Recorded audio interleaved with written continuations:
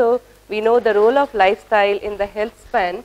So that means there is a scope for interventions, and what are those possible interventions one can do. Now, one of the major area of research in interventions has been on the dietary restriction or calorie restriction, and this is totally based on our knowledge.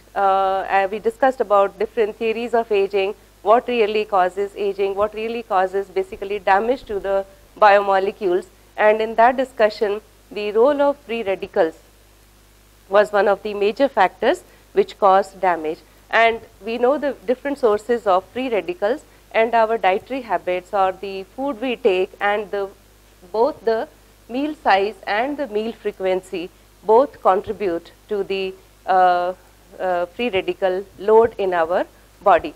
So much of the research in the dietary restriction over the last many decades has been going on. What should be the right regime one can follow, which is also easy to adopt and is applicable in the case of human subjects. Again, lot of the research has been done using the animal models, and especially the rats have been used very widely about how to test the beneficial effects of caloric restriction versus dietary restriction. So first of all, if we just define these terms, caloric restriction is, that means we are concentrating while implementing this regime, we are just keeping in mind what are the number of calories one is consuming every day, which of course is directly linked to the diet intake, but again there are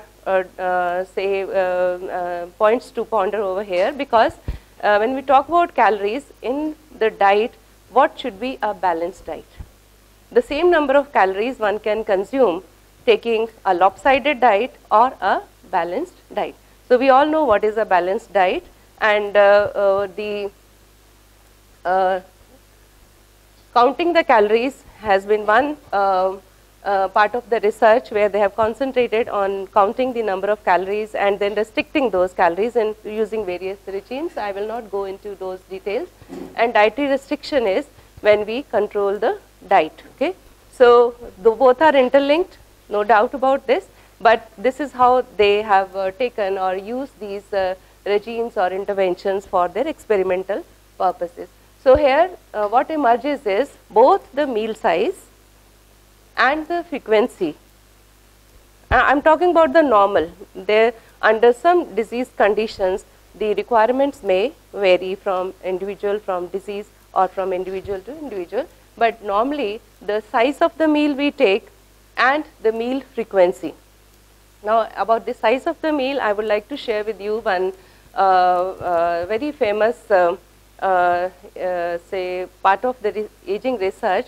Near Japan, there is an island called Okinawa Island, and on this island, many of the peoples, they live healthy and they live 90 plus, 100 plus. Okay? So when the aging scientists came to know about this particular group of people, so there were a lot of research was also initiated, and when they tried to find out what are the factors why these people have long life and healthy life. So other than besides the factor that this is island and people are taking the seafood, and we know the good quality of taking the seafood, high protein, as well as the amount of these beneficial omega-3 fatty acids and all. But another important factor which emerged from this experiment, not the experimentation, but when they try to find out the factors, the important factor which emerged was that these people stop eating when they feel they are 80% full. That means moderation is the mantra. You eat balanced food, and that too in moderation. And we know this moderation mantra doesn't hold true only for your diet, it holds for everything we do in life.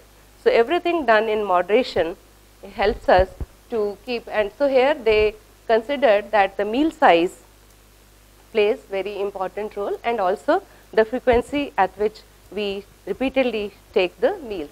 And what we have worked in our lab and many other labs, Matson, MP Matson is one scientist from US in the National Institute of Aging, he has done a lot of work with the intermittent fasting. So intermittent fasting is skipping of the meals. Okay. So when we talk about caloric restriction or dietary restriction, we really have to pay attention how much calories I am taking in the breakfast, in the lunch, in the dinner, or okay, and same is true for the dietary restriction. So in intermittent fasting, the concept is that you skip the meals, and skipping for humans best is to skip the dinner. Okay. So that is what we have been experimenting with the animals. There we use alternate day fasting, and in the humans the skipping of dinner, I personally feel, is more convenient, because in any case you are going to sleep for 8-9 hours. So if you eat something light around, say, in the evening, and then at least 12 hours, 10 to 12 hours time, or up to 14 hours till breakfast, you can just exercise that, not every day, but maybe alternate day. So anything done to reduce the food intake, and also taking balanced food, when we talk in terms of the metabolism and generation of free radicals, may be helpful. Okay. So intermittent fasting is an age-old tradition in our Indian cultures. We all know about the rosas and the Monday fast, Tuesday fast, or Friday fast. So basically what these fasting regimes, they help us in detoxification.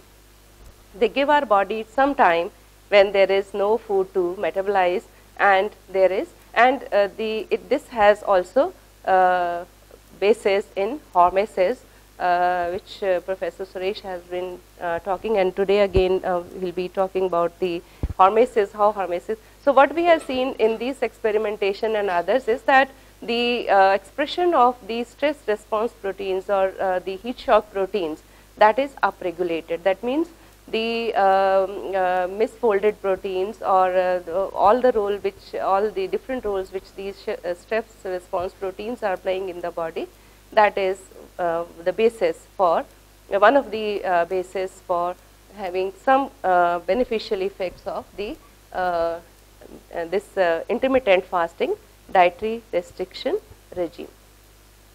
Okay. So if we go to the websites or in our daily life, we see, do we really need these anti-aging diets, lifestyle diets, anti-aging medications, or maybe just we change to healthy controlled diet, improved our lifestyle habits and little exercise. So dietary modifications and lifestyle changes, they can help in maintaining a good health span. So through this future of dietary restriction lies on applicable, how these different regimes which have been experimented in literature, they are applicable for the humans, and also identification of these molecular markers, mechanisms to identify the targets for these. Okay. So the benefits of healthy and happy aging, they are undoubtful when we are following the these dietary restriction or caloric restriction, but by ways which can be more acceptable and which can be easily implemented. And literature also has started showing these research is done on the basically we say pilot studies with the human subjects. So could intermittent energy restriction or intermittent fasting reduce rates of cancer in obese, overweight and normal weight subjects, and also intermittent fasting versus daily caloric restriction for type 2 diabetes prevention? There are certain findings, but they still lot needs to be done as far as the human subjects are concerned. So better late than never. We have been experimenting with the young adults, we have experimented with the middle age and the old age animals, and what we have found that even in the old age, say we take 24 months as the age of the rat, and when this regime was started in 21st month, okay, so at 24 months, after 3 months, they showed beneficial effects in terms of their motor coordination, in terms of their learning and memory, and we have done a lot of underlying molecular mechanisms. So it is very important to understand that it's not that we didn't follow these in the say in the younger age, and once I am old it is not going to help me. It does help whenever you start, so it is always better late than never. Okay. So, about the sleep, and this is very, very important for our younger generation, because most of the time we are, and you have heard Professor Anita also on Saturday, she has talked about how your circadian rhythms, they play important role in maintaining your good health.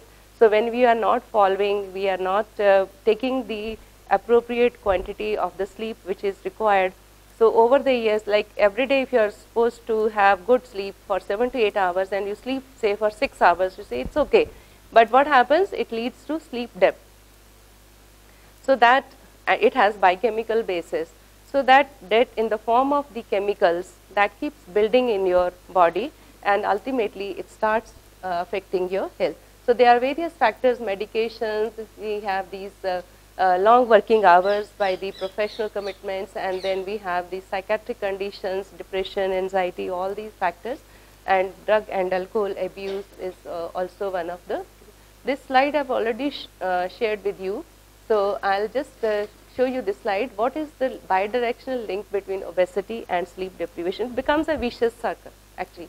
So if you are not sleeping, or say if you are sleeping late, you tend to eat more, okay?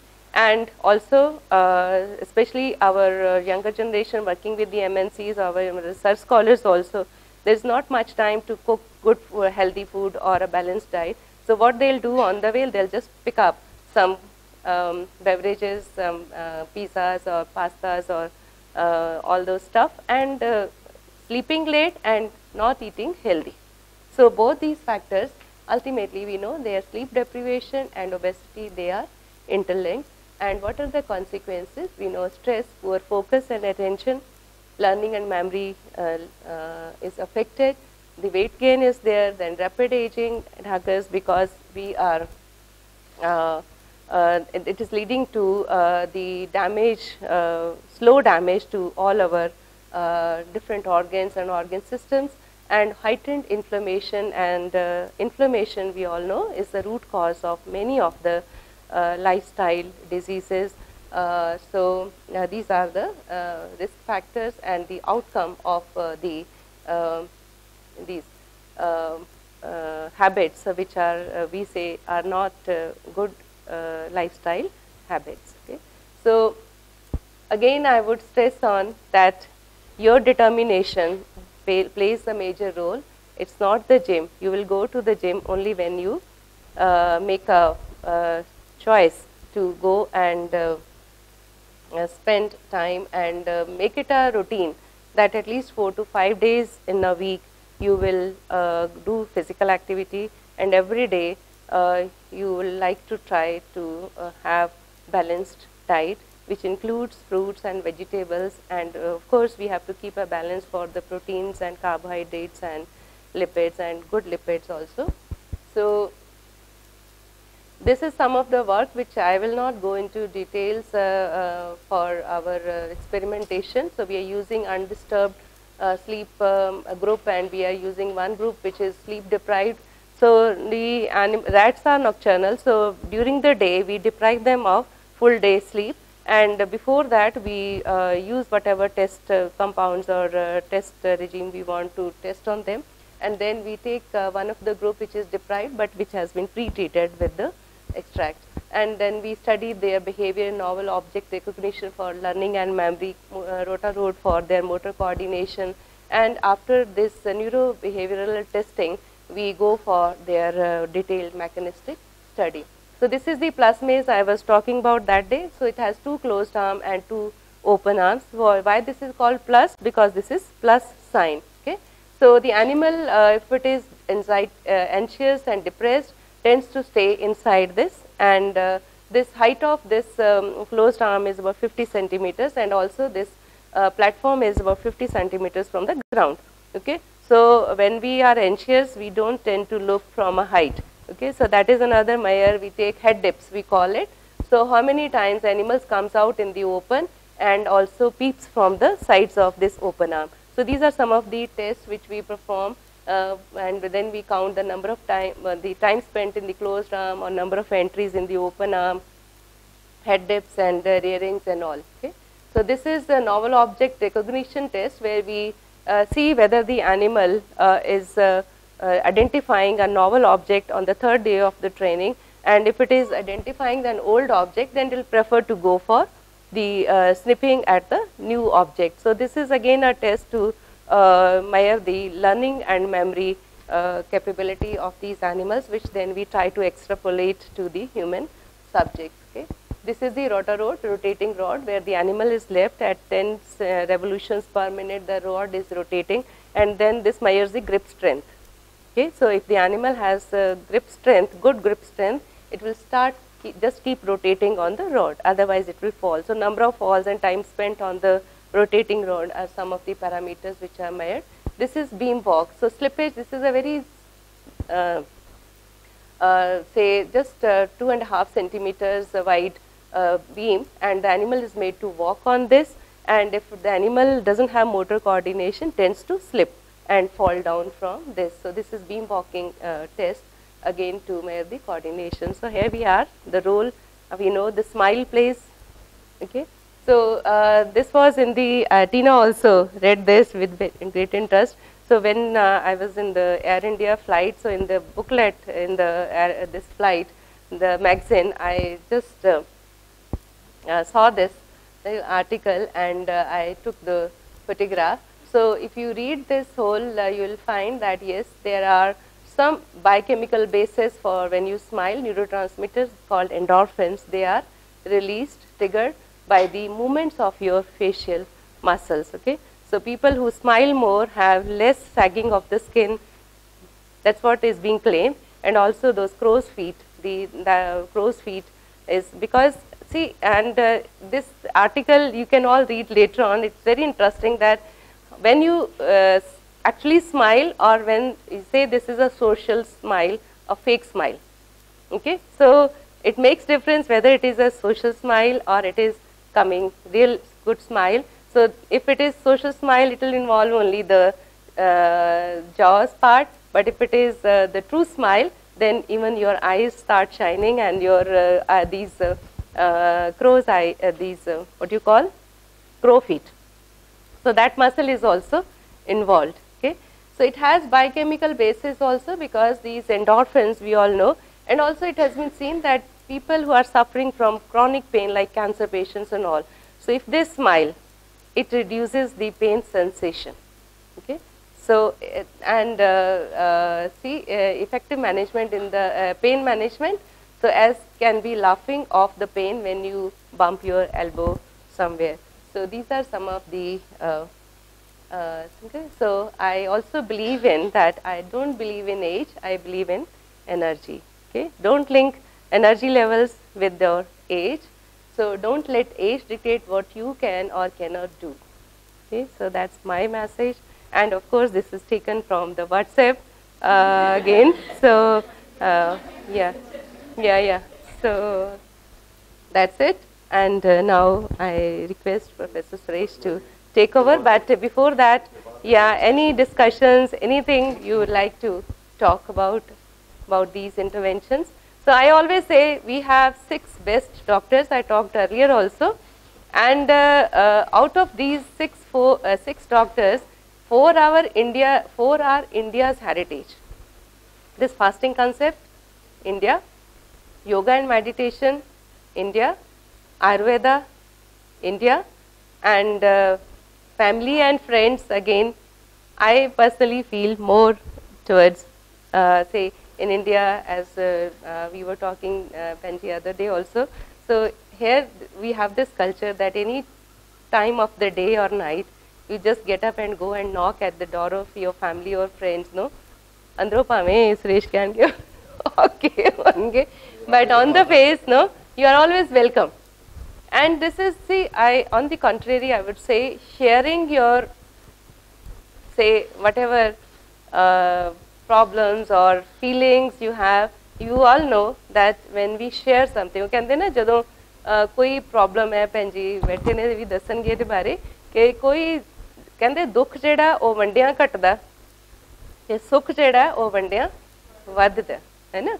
So that means any stress, any sorrows, any problems we have, and the one condition I feel is that you should share it with the person who has positive outlook.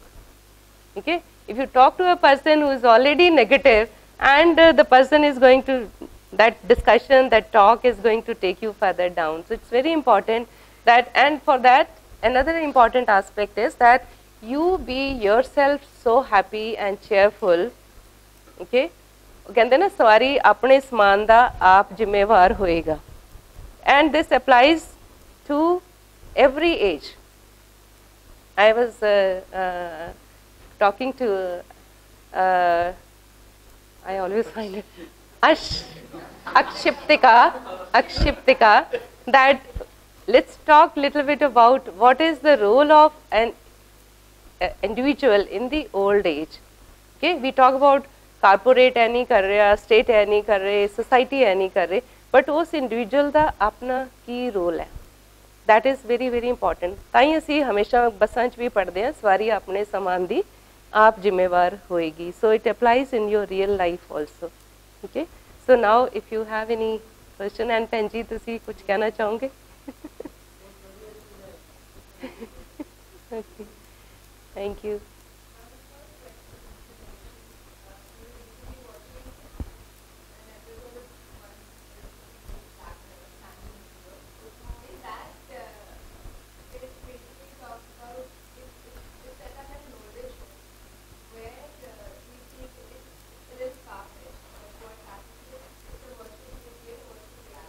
Mm-hmm. Mm-hmm.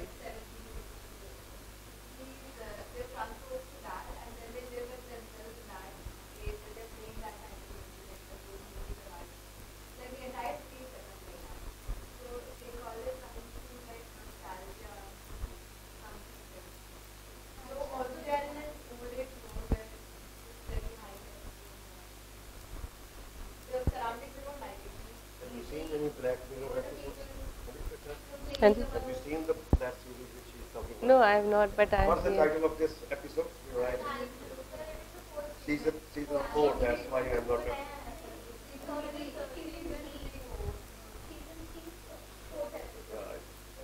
What's the name?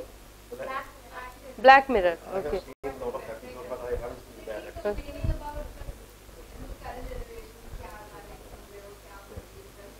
Maybe we'll bring it back in total quality, yeah. Otherwise, so let's stick to the pure biology which we have given now, that there are possibilities of intervention at biological level, doing experiments with animals and other things.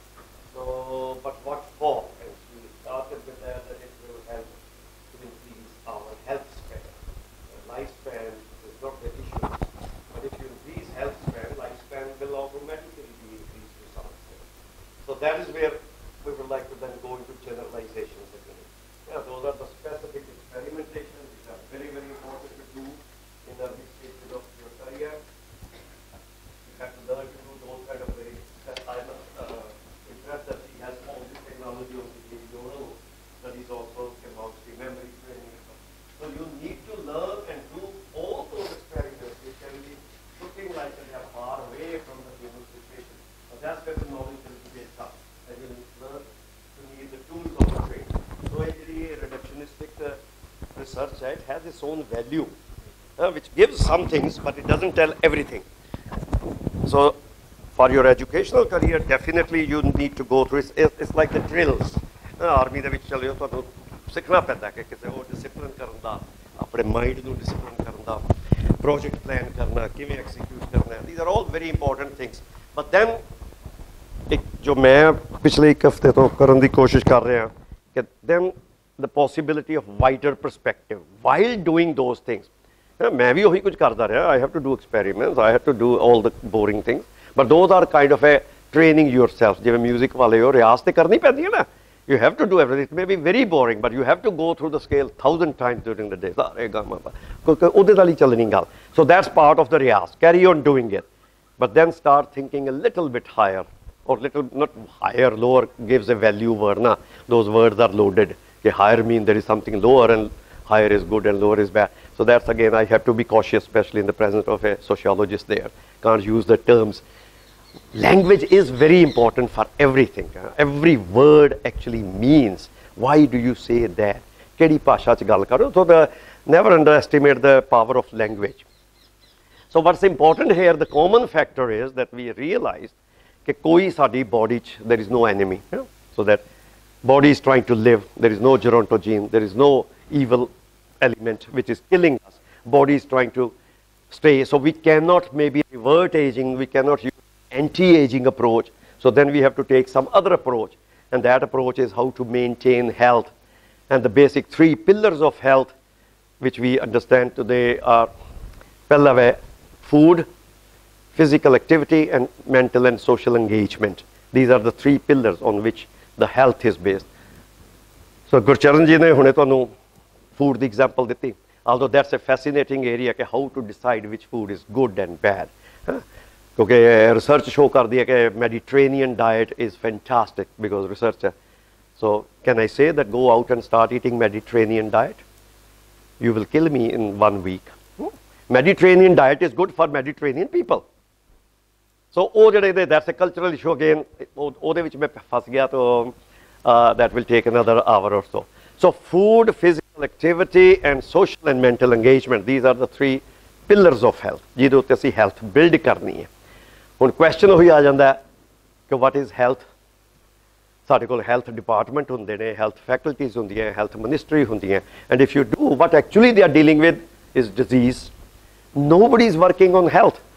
ਇਸ ਲਈ ਤੁਹਾਨੂੰ ਇਹ ਜਿਹੜਾ homework ਦਿੱਤਾ ਸੀ ਕਿ ਵੀ what is health then? ਕਿ ਜੇ ਅਸੀਂ health ਨੂੰ maintain ਕਰਨਾ ਹੈ, do we actually understand ਕਿ health ਹੈ ਕੀ ਭਲਾ? So what have you been thinking? So what is health? When you say I am healthy, what does it mean? When do you feel healthy? थोड़ा जा उच्ची बच्चे वही sari general problem.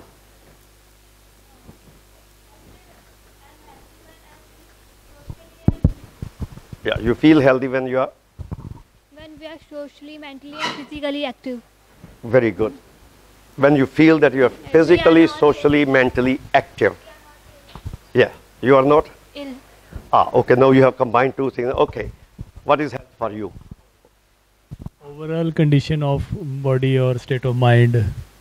So, physical and mental, overall condition. And you are able to judge that on your personal level on a day-to-day basis. कि आज मैं कहो जा feel कर रहे हैं. कई बार तो ਅਸੀਂ देख के भी तो कहते हैं कि यार हरपाला तो कोई ठीक नहीं लग रहा. Is everything okay? जे अगर measure करांगे हो सकता है everything is okay biochemically. वही फिर ये सारी गल्लां बार-बार वही repeat होनी कि पर हाँ. Physical and mental also. Yeah. So okay. Yeah. So health is not only a physical. Manjoor, how do you feel when you feel health? When you feel you are not healthy? When I am ill, I have certain disease. Then when you are ill. When you are ill. Yes. So then you say that I am not healthy. So without any clear diagnosis of ill, you always feel healthy. Yes, sir.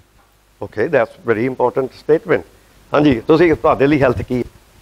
When do you feel unhealthy? That's more interesting. When I am unhappy, then I feel I am unhappy. When you are unhappy. Beautiful. Yeah, ये सारी चीज़ें आ गई ना. कोई और when you feel. And why should you be healthy? ਅਸੀਂ health ਦਾ ਸਿਆਪਾ ਪਾਇਆ ਹੋਇਆ ਹੈ. Healthy ਹੋਵੋ, healthy eating ਕਰੋ, healthy ਕਰੋ. ਕਿਉਂਕਿ normally ਇਹੀ ਕਹਿੰਦੇ ਨਾ ਖਾਓ ਚੰਗਾ, ਧਿਆਨ ਰੱਖੋ, ਨਹੀਂ ਤੇ 20 ਸਾਲਾਂ ਨੂੰ ਕੈਂਸਰ ਹੋ ਜਾਣਾ, ਡਾਇਬੀਟਿਸ ਹੋ ਜਾਣੀ ਹੈ,